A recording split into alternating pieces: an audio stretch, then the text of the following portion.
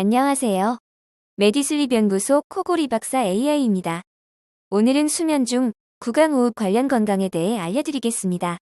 코수만의원 이우정 원장님 많이 아시죠? 아마 코질환이나 비염, 코골이 환자들은 거의 보셨을 겁니다.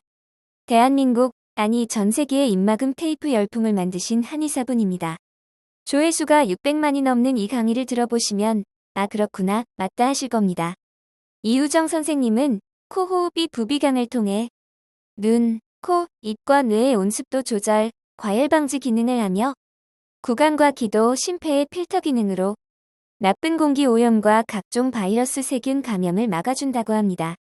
코호흡이 부족하면 구강호흡이 시작되고 코호흡은 약해지니 코는 더욱 막히게 되어 구강호흡과 입벌림이 더욱 심해집니다.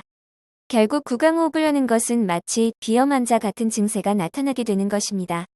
그래서 코의 기능 저하로 인해 입술, 혀, 구강, 기도까지 마르고 세균 감염으로 각종 염증을 유발하고 악화시킵니다. 제가 코골이와 입벌림, 비염 환자로서 체험하는 증세들입니다. 2차적으로는 뇌와 눈, 코, 귀에도 나쁜 영향을 줍니다. 두통, 이명, 이석증, 어지러움, 눈 가려움 등이 생길 수 있고 전반적으로 기억력, 집중력, 만성피로, 불면증 등 삶의 질을 낮게 합니다. 이런 증상들을 치료했다 하더라도 계속 구강호흡을 하면 다시 재발하니 치료 전이나 후에도 구강호흡을 막아 코호흡을 해야 한다는 것입니다. 구강호흡이 면역 저하, 호흡기 장애를 악화시키고 폐렴의 부정교합까지 유발하며 세계보건기구에 따르면 대기오염 사망 인구가 연 700만 명이라니 구강호흡은 나쁘고 코호흡이 좋다는 말이며 정말 중요한 건강정보입니다. 그러나 코호흡의 유도를 이 테이프로 한다면 많은 문제점이 있기에 저희는 안전하고 편안한 방법의 구강호흡 방지와 코호흡 유도를 권하는 것입니다. 특히 이우정 원장님은 코골이 수면 무호흡증, 코막힘과 코질환에도 이 테이프를 권장합니다. 이 부분에서는 모든 의사들이 반대합니다.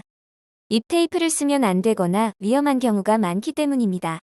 코골이, 코질환, 천식, 폐나 심혈관이 좋지 않은 분 등 코호흡이 부족한 분들은 심폐에 무리를 주며 입을 강제로 막아 코만 열기보다는 수면에 따라 자연스럽게 구강호흡과 병행하는 것이 좋다는 겁니다. 입을 막는 것은 마치 빨대 하나로 호흡하라는 것과 같습니다. 저호흡은 밤새 심장과 폐가 마라톤을 뛰는 것과 같이 힘들고 악몽을 꾸게 하며 아침에는 전신이 피곤합니다. 그러니 더욱 큰 질병의 원인이 되는 겁니다. 구강호흡의 가장 큰 원인은 코질환이나 구강구조 문제이고 그 증세로 입이 벌어지고 혀가 처지며 비염과 코골이, 수면 무호흡증도 악화되어 합병증이 생기는 것입니다. 그러므로 원인을 해결하여 호흡을 충분히 가능하게 하는 것이 중요합니다. 그냥 입만 강제로 막는 것은 자연호흡상 맞지 않습니다.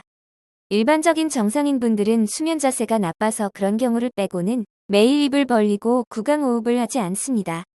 특히 어린이에게 입벌림 방지 밴드는 위험합니다. 수면 자세가 바른데도 입벌림이 심하면 원인 치료가 우선입니다. 특히 코골이에 무호흡까지 동반한다면 입벌림 방지 테이프로는 효과가 없고 저호흡증 돌연사 위험이 있으니 절대 하시면 안 됩니다. 억지로 입을 막는 것이 아니라 기도를 확장하여 호흡 통로를 안전하게 확보하고 수면 중에도 아래턱이 벌어지지 않게 잡아주어 입벌림을 막고 코호흡을 유도해주는 것이 중요합니다. 여기까지 수면 중 구강호흡과 관련된 건강정보에 대해 말씀드렸습니다. 이상 메디슬립 연구소 코골이 박사 AI였습니다. 감사합니다.